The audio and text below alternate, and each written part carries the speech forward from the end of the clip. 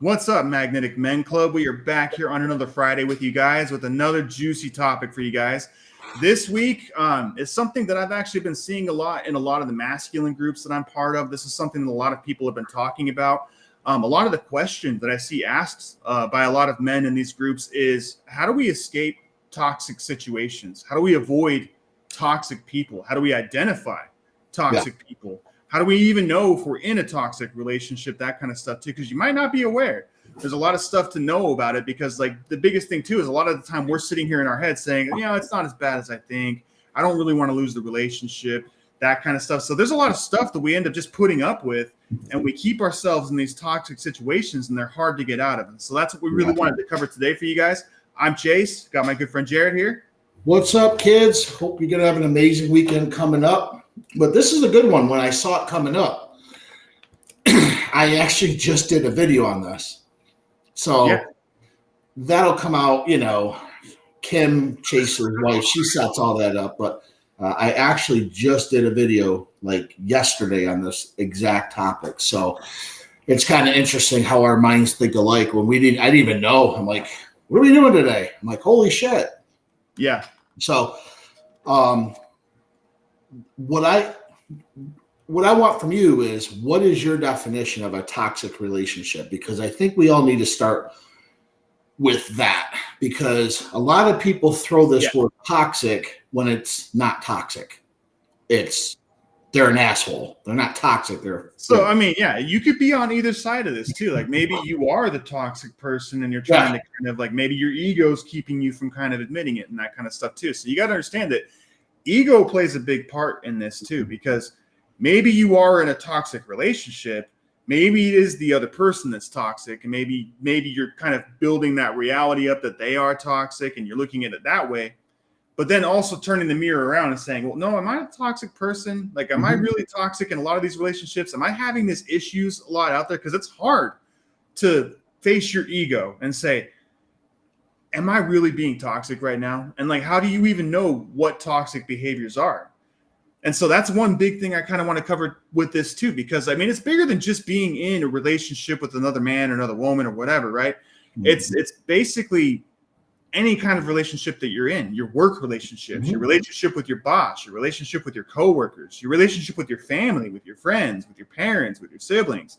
Pretty much anybody who is in your sphere of influence is somebody who can affect you either positively or negatively. And that's really what it comes down to is, are you bringing people down or are you bringing people up? Are other people bringing you down or are they bringing you up? Yeah. And that's really what you got to kind of look at, like vibration wise, right? Are they really happy people or are they freaking negative all the time? Like anytime I ask them how they're doing, they're like, oh, fuck, not good, man. It's not going good.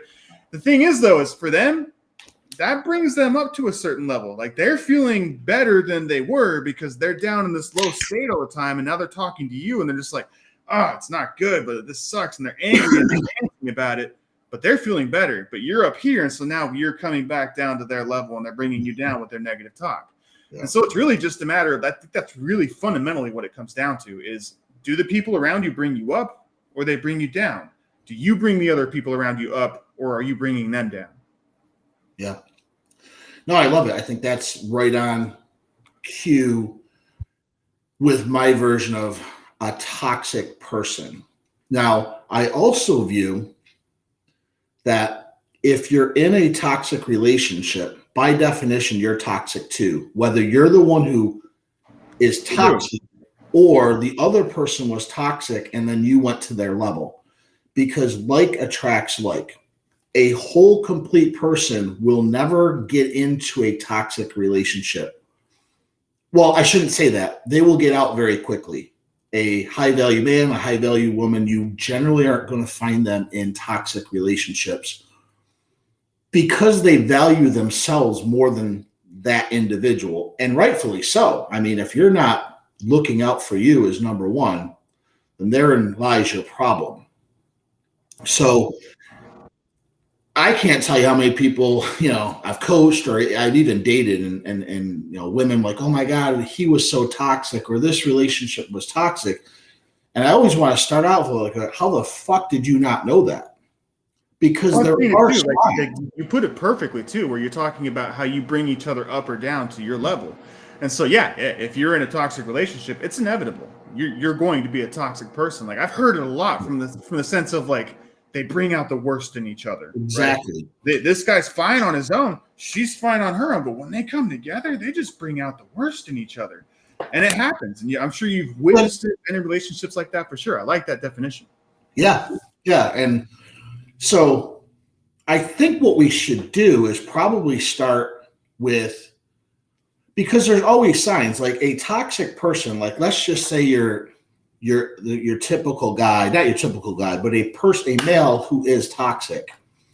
And you always hear this playbook. I got into a relationship because I thought he was one way and then he was completely psycho. Yes, they changed. Well, if you actually go back to the first few dates, all of these traits that I'm bringing up, you can see, but you have your blinders on. And I'm not just bashing women. Guys, we do the same thing. You're looking at looks. You're looking at, oh my God, this guy's good looking. This girl's good looking. Pull yourself from that. And I guarantee you the things I'm about to tell you, they can't hide these. There's no way you can hide them, but you have to know what you're looking for. So, Chase, if you don't mind, I mean, I guess I should start with, there's 3 different phases. Obviously, there's the physical traits. And I'm not talking about the physical traits in a toxic relationship where they verbally assault you and verbally hit you. I'm talking about early on, their physical traits. And I know this might sound odd, but you can see it. Once I explain this to you, you can't unsee it. Most toxic people look sick. Now, I'm not saying they all look this way. Some are very good looking, but they have this loss of energy about them. They don't exude energy from their body. They don't have this zest for life. Like Chase just said, hey, how you doing? Oh, they're negative. They're draining. You can physically see that in these people, but you have to watch for it. As I've gotten older, I'm able to kind of see at what level people are toxic. Now, here's the thing, guys. We're all toxic to one degree. We're all toxic. But there's very level. I'm sorry? We all go through phases. Like that's the thing too, and especially if you're around toxic people too. Like it's inevitable. You're going to start feeling that way. You're going to start venting to somebody else. Sure. And now you're the toxic person in that situation because you're bringing them down. Right. I mean, we have to vent. It happens. It happens sometimes, but you have to understand that when you go to somebody and you vent to them, like you're bringing them to a certain level. Yeah, but I think it's a little bit more than that. I think it's more of like this. So if you're just starting to court somebody, and you can even take dating, maybe it's you're interviewing for a job or you just met somebody and you think they'd be great friends. Are they living life in the moment? You can actually see this in real time. Are they moving with their body when they're expressing, or are they always trapped into their head? Are you always thinking they're not quite there? Like they're listening to you, but they're not really in there. I'm not saying they're toxic. I'm saying there's a high probability that they are more toxic than not. And they're not experiencing things the same way that you're experiencing things. Exactly. Everything for them has that negative tinge on it. Everything for them, like there's danger around every corner. Something's going to happen. Something's up. I can't be happy right now. I got to be on guard. Like that's you can see it. Yeah, in a way, it's like they're always on guard. They're always kind of just there, and they can't relax. They can't enjoy the moment. Another one is they sort of shrink down. They don't have this huge energy. They're very pulled into themselves. Call it self-centered, but they're very pulled in with not with what they're experiencing. They got a wall on a shell. About the experience. That's the thing. They're not enjoying the actual experience. They're analyzing the experience. And so they're always in their head. They're never in their body. So you can physically see this. Backtest this. Go out, just start talking to random people, and you can actually see at what level. Now, again, I'm not saying somebody who's always in their head is toxic. What I'm saying is there's this 0 to 10 on the probability that somebody who cannot enjoy the very act of life that itself, there's toxicity within that person. That just makes sense. They can't enjoy even a conversation. They can't enjoy a joke. Here's another one. Somebody who doesn't really smile a lot. Somebody who doesn't really express their emotions fully. There's a toxicity within them. Okay, we'll get into that in a little bit, because that's not necessarily physical. It's more verbal, which we'll get into. But these are things you can see. And so I don't care how good looking she is or how good looking he is. You can physically see this. So when you're entering in these types of relationships, start seeing these and you say, okay, here's another one. Look at their eyes. This might sound weird, but if they have like shark eyes, or if they're looking at you very intensely, man, and they make you feel like, wow, this dude doesn't blink. There's something up with this dude. Your spidey senses is telling you there's something behind there. And do I want to be a part of that? Is this exciting enough? Is he hot enough? She hot enough for me to figure this out? Fuck no. This is what I'm saying. That's more on the extreme side. But have you ever noticed somebody with shark eyes who just look very intensely?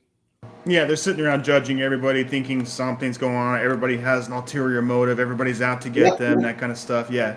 Yeah. We'll just Google the last 30 serial killers and look at their eyes. Google them right now. There's only one female out of that. The rest are males. Look at all of their eyes.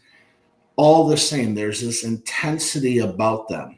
And to me, it's a very scary sign. When I see somebody with shark eyes, my spidey sensors are like, fuck, this is a toxic person.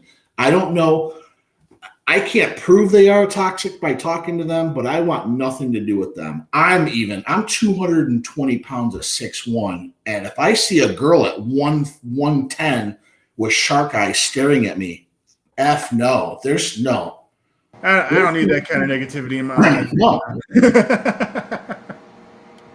There's not a lot of warmth. So I always look at their eyes. If there's no warmth and there's no presence about them, there's something else going on in the background. There's another firmware going around that I just don't want anything to do with. Well, see, and this thing, I think it comes back to the old adage too, that like, you are the culmination of the people you associate with. So, like, if you're around 5 losers, you're the 6th. Sure. If you're around 5 millionaires, you're the 6th.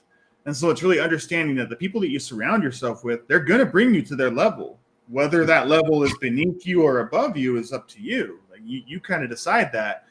But that's why you've got to be picky and choosy with the people in your life. Like you have to understand that they will bring you to their level. It's just inevitable. So if you're hanging around a bunch of people who are extremely negative, and I mean, I saw this in the neighborhood that I grew up in back up in Utah. I lived in Vegas. I lived in Costa Mesa, California for a long time. I've lived in Cabo. I've lived in Utah. And I've seen different attitudes in every single place. And I'm sure you've witnessed this in New York and North Carolina too. It's just, you just see it in people. As you kind of travel the world and stuff too, you go to other countries, you see that people just act and behave differently in every single area. But what I saw in Utah a lot of the time was most of the people up there, most of the people I encountered, not all of them, granted, there are definitely positive people up there. There's variable amounts of people everywhere.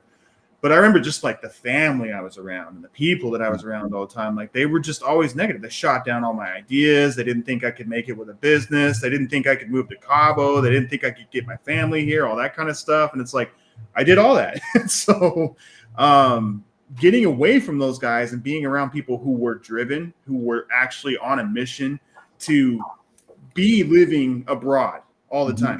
They wanted to live in Bali. They wanted to live in Koh Samui. They wanted to live in Tulum. They wanted to live in Costa Rica. They wanted to live in Dubai. I had friends who went to each and every single one of those places. And I got to visit some of those places too. And I realized that like, I'm around the wrong people in Utah. I'm just going to move to Cabo. And as soon as I moved here and I got around those kinds of people all the time, it was just normal. There was a whole new normal. My normal up there was you go to work every day, you spend 30 minutes in traffic, you make sure that you're working for $20 an hour, that kind of stuff. Like you're trying to move up the corporate ladder or whatever, right? Trying to make sure you got the best job, best ability. I'm not knocking that lifestyle.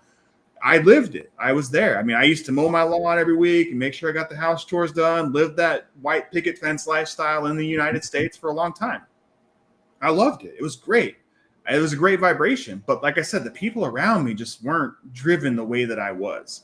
I started to realize this when I had friends coming over to my house and like they're talking about things that I just didn't care about. They're just like, and I just had no interest in the conversation that we were having. And they had no interest in anything I had to say either. Like they weren't driven to start a business. They weren't driven to get clients online. They were just like, dude, like what the hell are you working so hard all the time for? Like, just relax, dude. Have a beer. Relax. Like, you know how many times I heard that, man? Yeah.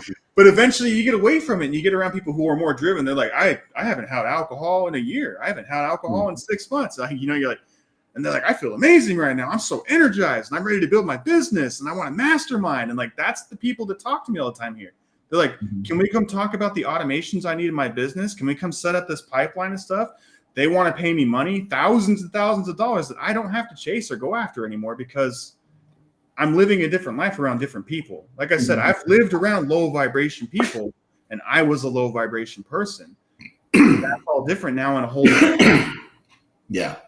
Yeah, that definitely makes a lot of sense. And that kind of gets into another area where it's more on the verbal side too. But I mean, the physical thing you can actually see. Back to that just for a minute. You can actually see. Now, I'm not saying everybody who has these traits are toxic, but they should be signs for you to investigate a little more. Again, we're talking about very early on in the relationship. The way to avoid toxic relationships is to never get into one. So what I want to talk about at the beginning is how to not get into one, or what are the best defenses to not get into one. And the best defense is always a good offense. And the best offense on this is to check out your surroundings first. Listen to what they say. They're not necessarily lying to you.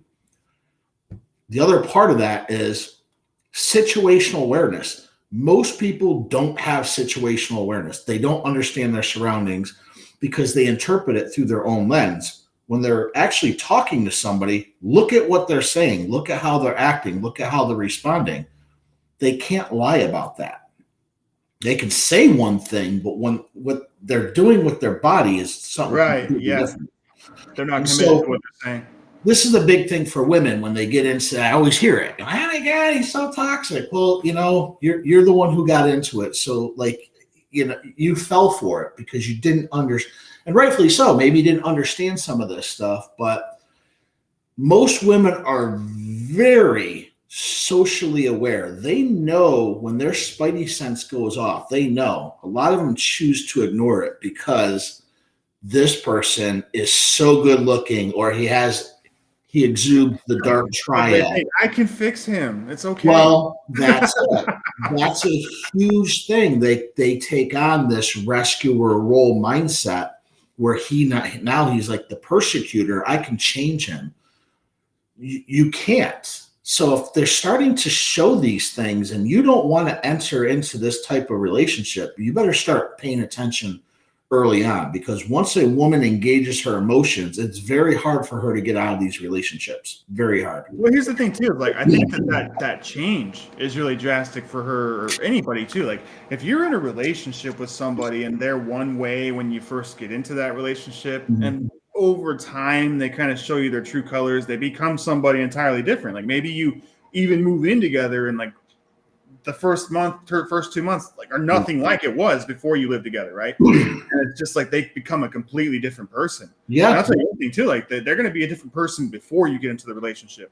They're going to be a different person in the relationship, and they're going to be a different person after the relationship. Like, that's just the thing to realize. They are a different person every single phase, and you are too. Yeah. Everybody is. It is what it is. But the problem with that is, like, the problem with changing that and that shift in that personality, it's just like watching a YouTube channel for years. Like, you're watching a YouTuber for many, many years, and like, you know exactly what kind of content he makes. But then one day he does something extremely different. Like, it's nothing like anything that you were there for, watching the channel for.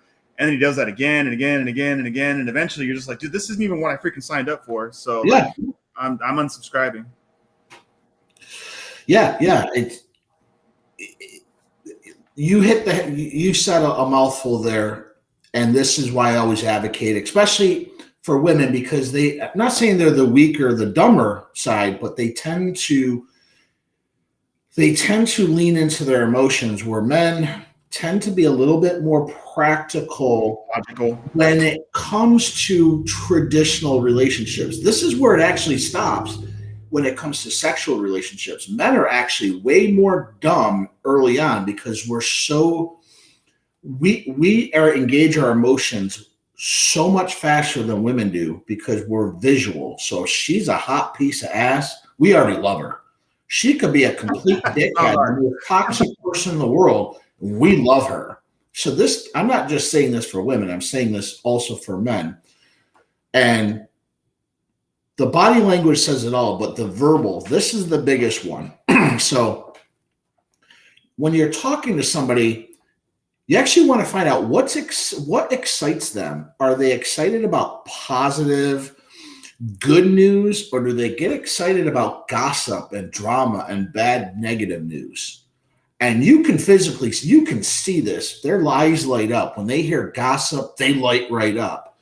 Those are toxic traits because spreading gossip, spreading rumors is actually very toxic in any form of relationship. Anytime somebody's talking about somebody else, I immediately know this is not somebody I want to associate with. This is not a conversation I want to be part of. It doesn't matter what it is. As soon as I start hearing it and they start talking about one of my other friends, one of my family members, I'm like, wow, where did that come from? Yeah. And I don't want to engage in it. Like, I'm not here to talk about them. Like, that's not at all what I'm trying to do. And that's immediately a red flag for me. Like, yeah, this conversation. Yeah, but what if they light up on something positive when you're like, oh my God, I have good news, and they share in your joy? That's not toxic. That's and they mean it. That's what you want. Like, oh my God, this person is really lights up, and they're happy. I'm happy. That's a good thing. So you really want to watch out for that. And again, very early on in a relationship, you can see this. Like you can physically, when they're telling you something, and if it's always negative, it's always gossipy, that's who they are. That's what excites them.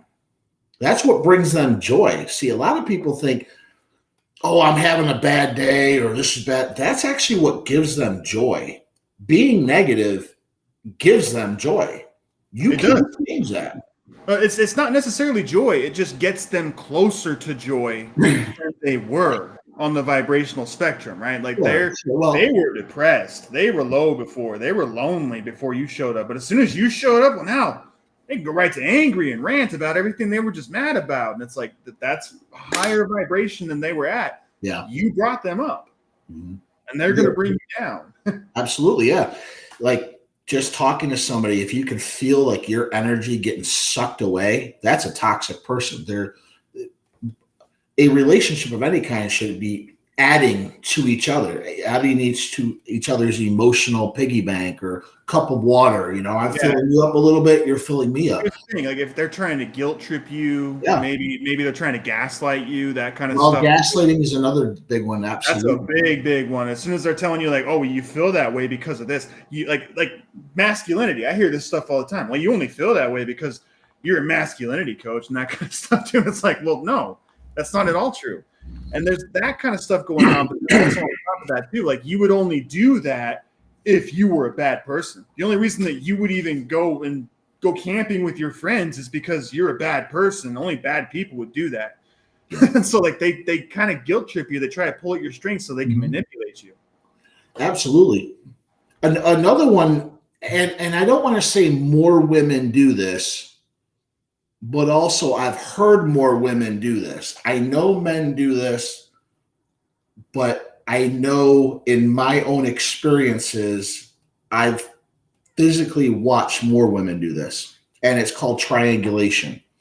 The triangulation is it's really a bonding tool, but it's not a good bonding tool. So we'll just use you, me, and Kim.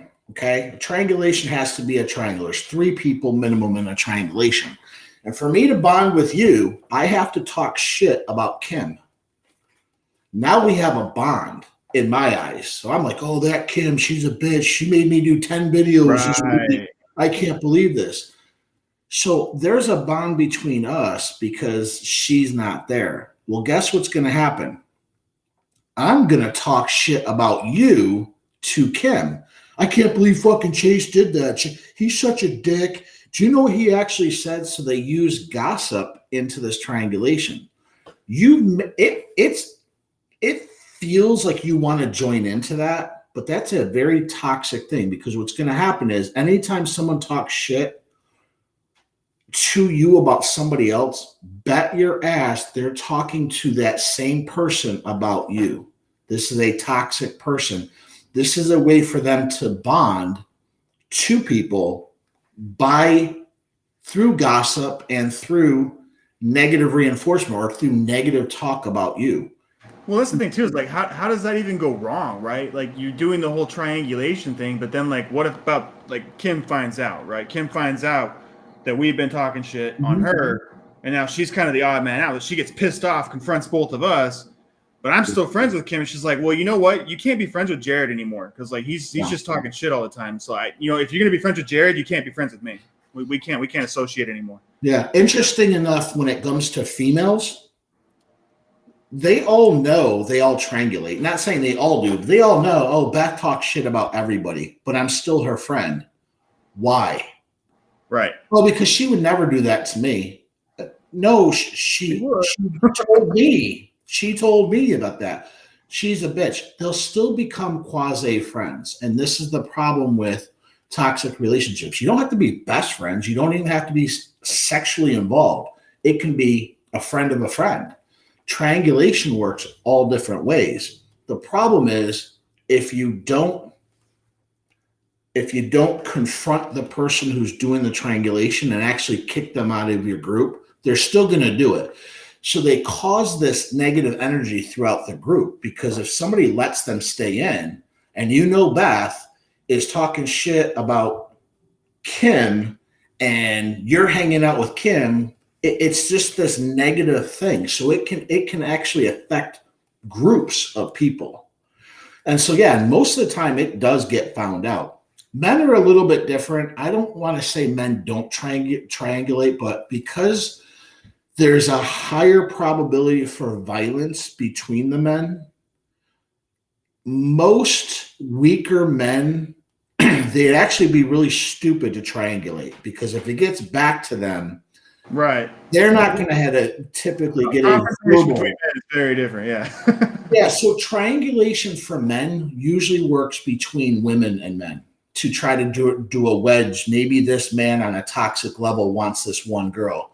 He's going to talk shit about another girl to bond with this girl. Okay. Right. So that's where I'm mostly talking about it. You usually don't see triangulation between men, only because unless this dude's a bad mother effer, like who can fight, but then why would he? Why would he triangulate? He's got nothing to prove. So I don't really see it that much, but triangulation is definitely one that's a bonding tool. And if you've ever heard this, which we all have, that's a toxic person. That's the first sign you should be like, no, I don't want anything to do with this person, because they're not healthy. In order to bring them up, they have to talk shit about somebody who's not even in the room. It's one thing if Kim was in the room with Chase and I, and like, Kim, you're a bitch. I can't believe you made me do 10 videos. Then that's not triangulation. That's me confronting her. But that's not how it typically works. I have to, in order to bring myself up, I have to bring somebody else down who's not even there. That's a very sick, that's a very toxic trait for sure. It's a very sick person. So if you've ever experienced that and you're still in this dynamic, well, then that's on you, because you already know about it. You should limit your interaction with this person if you can. Exactly. Well, it could be your mom and you really can't do that. There are some things after that we can talk about. There are sometimes you can't exit a toxic relationship. You have to confront them, though. You have to tell them, like, I don't want to have these conversations. Right. I would rather not talk about other people. Yes. You have to confront them. Yeah. Yeah. Another part of the verbal thing too, and the guy, I hear this a lot in guys and girls, so I can't say one or the other. It's just this me. If you're self-centered in every conversation you have with somebody, you're talking about the topics you want to talk about, then that is in a form of a toxic relationship, because it's always about you. Everything's centered around you. And A lot of these times, these guys and girls, they present themselves with passive listening. They're going to listen and talk. Yep. Mm-hmm. They're waiting for their turn to talk, and they usually will change the subject. Or They don't hear what you're saying. Yeah. Yeah, or you might be talking about something amazing that happened your day, and they try to one up you. Oh, I just got this new client. They start their thing. Well, I got 10 clients today. It's a toxic trait because they're not in the moment to celebrate you and your win. They're trying to get their win out. And they actually just change the subject, even though you're in a lot of cases too, like people like that have like that main character syndrome and stuff too, like where they've always got to have the attention, they've always got to be center of attention. They think the universe revolves around them, like they think they're in a movie and like they're the main character, like legit. They legitimately think this too, like they think that everybody should be paying attention to them. And so there's a lot of people that you'll run into like that, and like they've got to have the attention all the time. They don't care about you, how you feel, what you say. All they care about is how you make them feel and how you're contributing to their story. Yeah. And that's how they feel about everybody around them. There's not much you can do about that. Like you just got to kind of limit your interaction with that person. It's like we can't change other people. We can change ourselves. We can limit our time. We can limit our attention. We can take ourselves somewhere else. We can't change people. And so that's the thing to understand. Like we can confront people, tell them how we feel. We can't change people. We can influence people. We can try to help them feel better. But you have to understand that influence can become manipulation very easily. And so manipulation is a toxic trait, just like controlling, just like jealousy, just like being unsupportive. They're not supportive of you, your ideas. They shoot everything you do down, that kind of stuff too. And there's a large spectrum of it too, because it's not always negative emotions. Sometimes they can do this in a way where like you don't love me enough, right? Mm-hmm. Like they feel like they require your constant reassurance. They feel like they require your constant attention. Or maybe they don't even trust you. Like you've been gone for more than an hour or two and they're like, where are you at? What are you doing? Why are you at Josh's house? Like, what's going on? You know what I mean? It's just like, you're not supposed to go there. You're not supposed to hang out with that person or whatever. And so they sit there and try to control these aspects of your life. So you spend more time with them. Like they inflate their importance in your life and that kind of stuff too. And they require your attention. Yeah. To me, that's a more of a function of not so much a toxic person.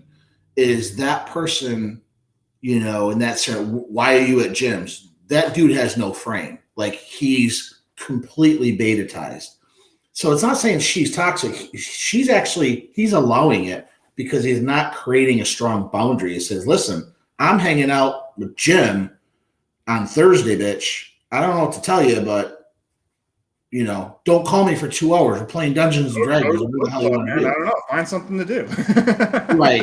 I wouldn't say that person's toxic. She might be annoying. She might be needy, but that might not be a toxic behavior. It just might not be a conversation he had with her without a strong boundary. It says, listen, I need my alone time. And that's on you for the boundaries. Yeah, absolutely. Yeah. But you said something earlier. I want you to expand upon it because this goes with verbal is positive and negative thinking. Somebody who's positive are always generally solution-based. Somebody who's negative just likes to complain. Can you expand a little bit more on that? Because I think that'll wrap up the verbal cues that somebody again, you can physically see these things and you can hear these things and they'll let you know. It comes back to if you've ever seen the meme, where you got this guy looking outside of the bus and on one side it's all rainy and droopy and shit and there's a cliff in the way and on the other side it's all sunny and stuff and the other guy on the sunny side is happy, the guy on the gloomy side is negative, right? It's really your perspective on the world. It's like you've got these lenses on, right? And your lenses are covered in shit. And so everything you look at is covered in shit. The people across the street, they're shit. The car you drive, it's shit. Your house is covered in shit. Everything around you is covered in shit. If you just take those glasses off and clean them off, though, and put them back on, you realize, oh, no, it's a fucking sunny day. Everything looks great. Shit. Yeah. What's going on? But you vibrate differently. When you're lower, though, and everything's covered in shit, you're like, God, my day sucks. Like you start off, no coffee, and everything goes wrong. The coffee maker breaks. You get cut off in traffic. You don't make it to work on time. Everything just starts to go downhill from there. And you're just more and more negative the farther down that you go. And it's really how you look at things. And you could assume anything, because you're assuming negatively and you're feeling negatively. It's like when your girlfriend's out and about and you haven't seen her in 5 hours, you could assume that like, oh, no, she's probably busy. She's probably out doing something. I don't know what she's doing, but you could assume that like she's just busy doing something else. But if you're insecure, you're going to assume that she's out there fucking somebody. There's no way she's not fucking somebody. I mean, there's no way she's not down the street fucking Chad Thundercock, man. I could see it. I can visualize it. It's in my mind. No. And they just think differently about it because they're super insecure. And so why are they insecure? Why would somebody have low self-esteem? Why would they be insecure? Why would they feel negatively about these things? Because they exhibit these toxic traits when they do. And it's not necessarily their fault. I mean, they do have to take ownership and rise out of their situation, but it's everything they've experienced in relationships and with their parents and being put down over time. Like it's everything that's culminated into this person that doesn't feel like they're enough. Yeah. They don't feel like they're good enough.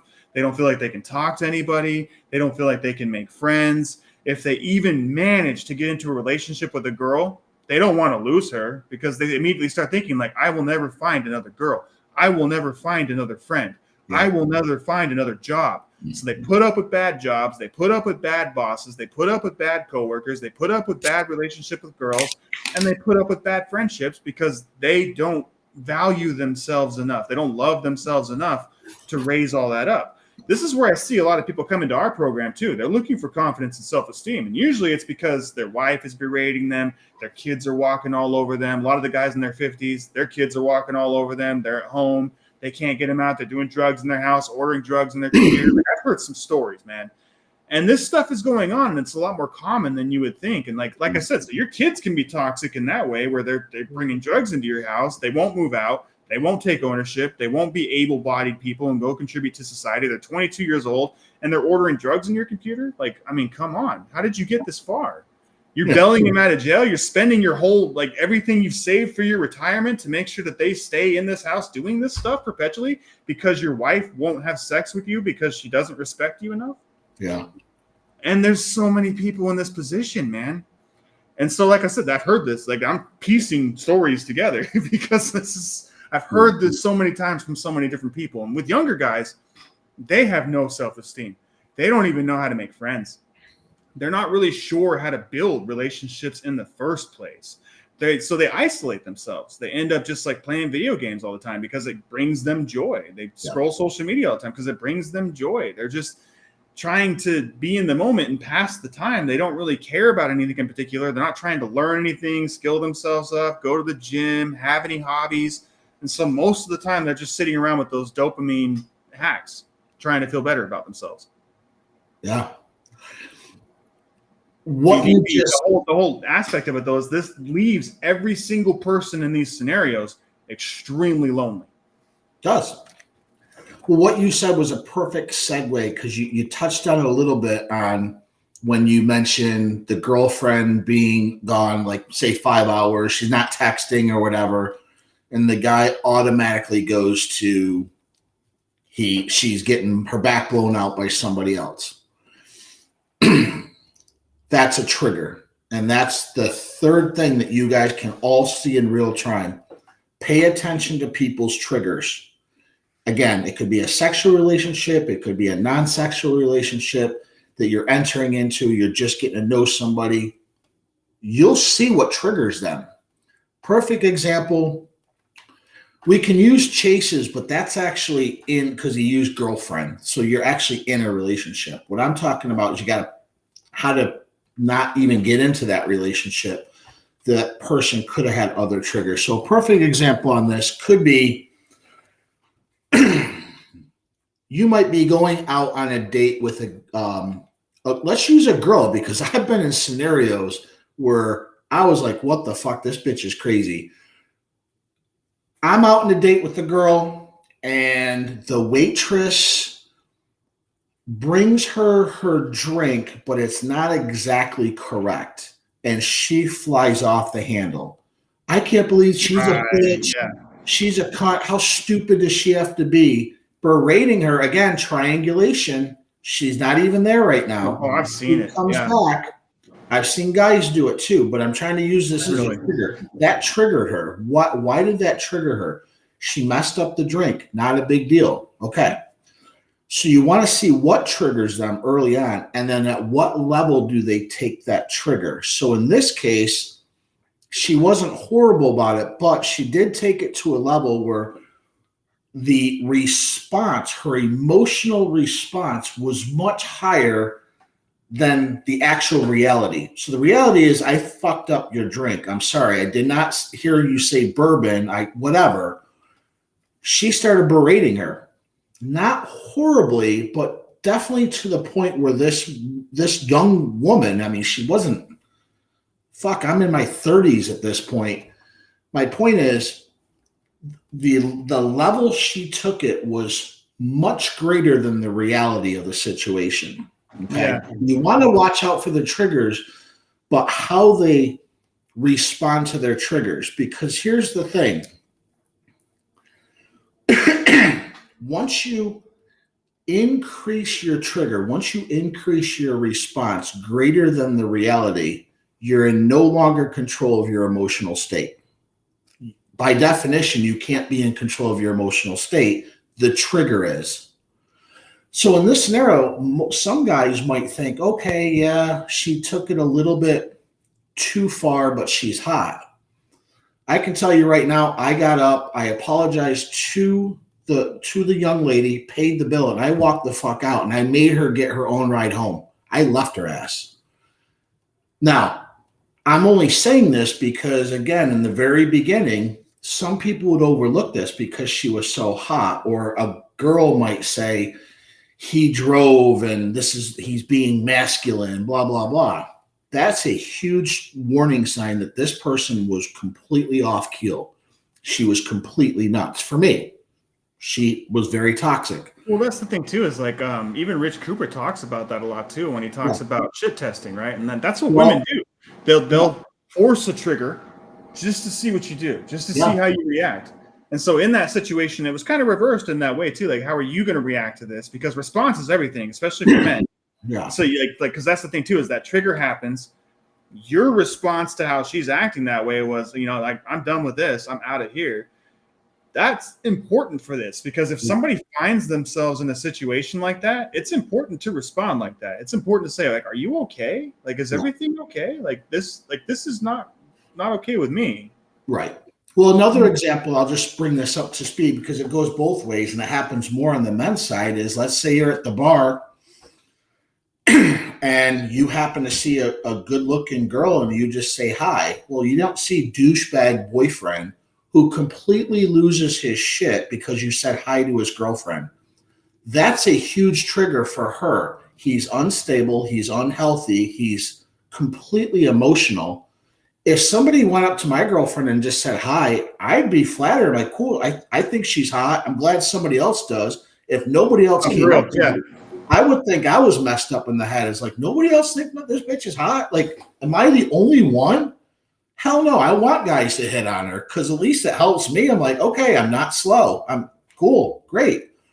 So the point is, when you completely lose and you take this trigger past the point of the reality of the situation. I said hi to your girlfriend. He should have said, hey, man, this is my girlfriend. I appreciate it. I would have thanked him. I would appreciate it. I'm glad you think she's hot, because I was thinking, man, people aren't really talking to her. I would have handled it that way. When you lose control of your emotional state and the trigger is now in control, that's very toxic, because now you're in reaction to the trigger. Most toxic people are very reactionary. In all of these scenarios we talked about, they're very reactionary over that trigger. So they're never in control emotionally. You really need to think about that when this happens to you. Maybe they don't control their reaction. Yeah, like that's going to happen to you too. Because like if you do something that triggers them and fires them off, that you're done. Like, and your reaction is everything from there too. Because like if they get pissed off at you and then you approach that with anger, they approach it with anger, you approach it with anger, it's just getting bigger and bigger and bigger and bigger. Yeah. And you can cut that off at any time with your reaction. Right. Trigger, I want to spend a little bit more time. This is a huge one. And this kind of proves that we're all toxic to a degree, because we'll use arguments. Everybody gets into an argument, right? I mean, You would hope, because an argument by itself should be a way to recalibrate a relationship. Something's off. There's a boundary that's been crossed. So there's an argument. Hey, something so-and-so, okay? But this happens in couples a lot. You have an argument, okay? Also in maybe your best friend, you have an argument, okay? And in the argument, you tend to get heated or have anger. That's fine. Anger is an emotion. That's not toxic. That's anger. Okay, cool. We're fighting about something. That's completely fine. That in and of itself is not toxic. A boundary's been crossed, like we said, and then the girl, let's say, and this is starting the argument with the boyfriend. He crossed the boundary. Don't touch Pam's ass. Oh my God, I didn't know. Whatever. Same. So you have arguments and disagreements with people, and they're healthy. It gets you kind of recalibrated on the same page. That's completely fine.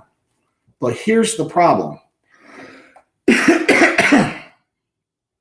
If you don't learn how to effectively argue, and you don't learn that really what disagreements are, then you're always going to have dysfunctional relationships.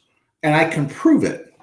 When I just said argue, if you think back to the words anger, argument, and disagreement, everybody at some point just reflected back to a past relationship, maybe their parents, maybe their own, and all they hear or thought initially, two people yelling. Am I wrong? Did that come up to your thing? Two people yelling? Sure. Yeah. Right. Absolutely. Okay. That's the dysfunction or the toxicity we all have, because again, we already established arguing is fine. Anger is fine. Right. People in an argument who then get angry both get triggered. Now it's not about the argument and it's not about the situation. They're both triggered, and all they have is this triggered energy they're trying to pull out of each other. This is what we see. Feel like they have to convince the other person to their side. They're not listening. They can't stop and look at it from the other person's perspective. They can't stop and say, okay, maybe it is that way. Why do you think it's that way? What's going on? They don't want to understand. That's a healthy argument, and even fighting, that's healthy. Okay, let me understand where you're coming from. That's not how people fight typically. They're both triggered, and they bring in shit from 10 years ago that has nothing to do with the conversation. They name call. Yeah, they might throw some stuff. And this is how we view arguments. This is how we all have. I mean, I remember my parents fighting. I remember relationships that I've been in. Like, okay, you have to learn to argue and effectively listen and effectively communicate without getting triggered. So once you're triggered, again, now you're not in control. And like you said, effective communication. Well, if you're no longer in control and you're triggered, you're no longer solutions-based. All you're doing is trying to win this argument. Yeah. And you both say stupid shit, you break shit, things happen, nothing gets resolved, a day or two goes by, and you both sort of try to sweep it under the rug. Well, now you're just building bricks between you. That's what's happening. It's resentment. You just leave them resenting you, everything about it. Yeah, they just, every time they think about you, they see pain. All relationships, or most relationships, suffer because of this, because they haven't learned to argue. They fight and they get triggered. All of them. I mean, I've been in, this is how it is. If you find yourself in a disagreement, if you find yourself in an argument, you have one or two choices. You can seek to understand, or you can try to win. Mm-hmm. There's really no other way. You can try to win, you have to win, or you could try to understand their perspective. Yeah. There's no other way. Yeah. No, it is. And it's learning that effective communication. It's learning those skills. It's learning that, again, those biases that we both bring in, we're trying to confirm that we're right and we're trying to confirm that they're wrong. All of that stuff. is when you get triggered, though, that's where the toxicity comes in. And this is why I said we're all toxic. We've all done this. So at some level, we're all toxic. Exactly. Yeah. But it's understanding as you get older, going through maybe a lot of good and bad relationships, you kind of want to start getting it right. And really, the last thing, like I tell my girlfriend, I don't really ever want to fight. There's no point. I'm not going to do it because there's really no point in it. It wastes too much energy. Tell me what's wrong. Let me think about it. Let me say, and we have a fairly healthy relationship on that level. But that's kind of where my shtick is on toxicity and that those triggers. So really pay attention to if you're in a current relationship, to his or her triggers, to maybe a boss's triggers. See well, what I think looking at it like there's kind of a sphere around it, right? Like there's a sphere around every single person. Yeah. And that's their boundaries. And sometimes those spheres are small. Sometimes they're non-existent. Sometimes they're really big. And so it's understanding that everybody has boundaries. It's like you walk up to somebody. It's not like we're going to hand them a contract. Like, here's my boundaries. Just make sure that you follow that stuff or we can't be friends. Yeah. But that's the way it should be. Yeah. But because that's the thing. It's like nobody knows your boundaries. You got to tell them over time. They're going to do things. They're going to trigger you. That's when you got to have a difficult conversation with somebody and confront them. Hey, I didn't like that. I didn't like how you said that. I don't really want to talk about that. You could talk about it in your free time. I don't care what you do, but I would rather not be a part of that conversation. Right. And that's okay. Because your option is to not change them. Your option is to remove yourself. Yeah. You control you. You don't control anybody else. So if you're going to talk like that, that's cool. If you guys are going to go do that, that's cool. I'm going to go over here. I'm going to leave. It's cool. No worries. And then, like I said, you can seek to win or you can seek to understand. So it's really that reaction that you have there. Do I really want to win this argument and really leave resentment in this relationship? Or do I want to understand why they think this? Because if I take the time to understand them, they might take the time to understand me. Yeah. If I take the time to really understand their perspective, I can see why you would see it that way for sure. I could totally understand that. You went through that experience. That makes perfect sense. Here's why I believe what I believe. And then you both come together. It's okay if you leave and neither one of you wins the argument, whatever. It's not about winning. Yeah. It's about understanding. If it's about winning, you're in a toxic situation. That's something that you want to remove yourself from. Yeah. So like I said, if you walked up to every single person out there, here's my contract, here's my boundaries, make sure you sign that. Otherwise, we can't be friends. We can't hang out. I like that. Oh, you don't have any boundaries? You don't have a contract? Yeah. Well, that sucks. I'm going to need mine back, though. Yep. To get back one more point, and when you brought up the guy, because now this ties into it. Most toxic people focus on the story and never the facts. So in your scenario, it's a perfect one. Girlfriend would say, hey, I'm going out with the girls for the night. I'll text you when I can, whatever the situation is. That's really the facts. I'm out with the girls.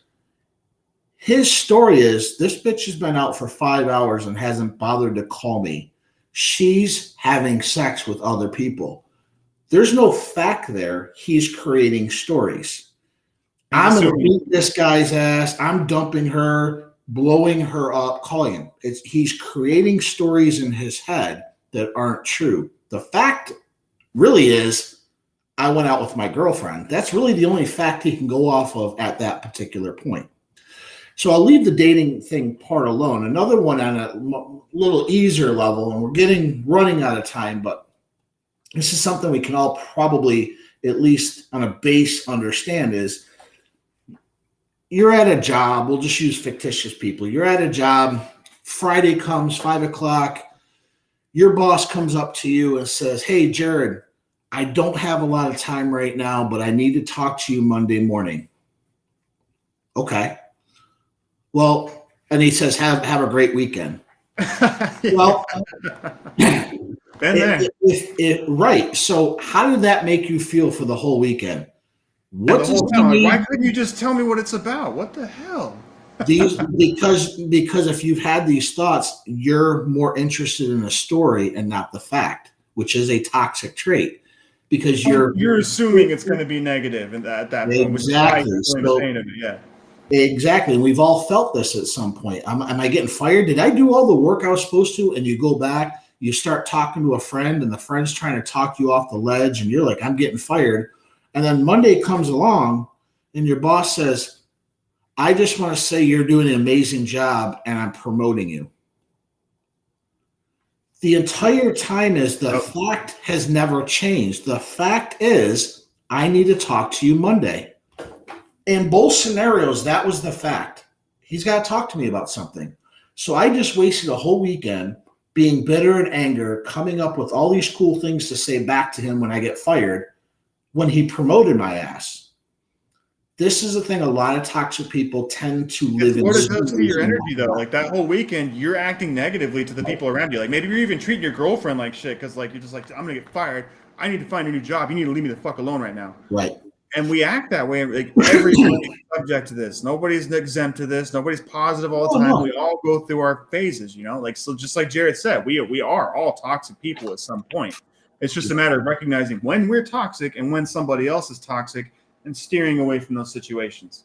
Yeah, and there's a lot of self work. Obviously, this is something I coach on. So if it is something where you're like, damn, all of these are me, and you really want to change, can you do it yourself? Sure. Do you want to do it yourself in record time? Well, you got to hire me. I mean, that's just, you want to get done that fast. But my point is, I can tell you from experience, it will make a difference. Yeah, there are some things, obviously, if you can't get out of a relationship, maybe it's a toxic mom or a dad, and you're younger watching this. Of course, you can't just up and leave your house, but you can limit your interaction with them. Like Chase says, you can create a boundary. Mom, I don't like when you're talking about, a lot of this happens when I do divorce coach. Women tend to triangulate, and they use the dad. Your dad's a piece of shit. He's not coming this Friday.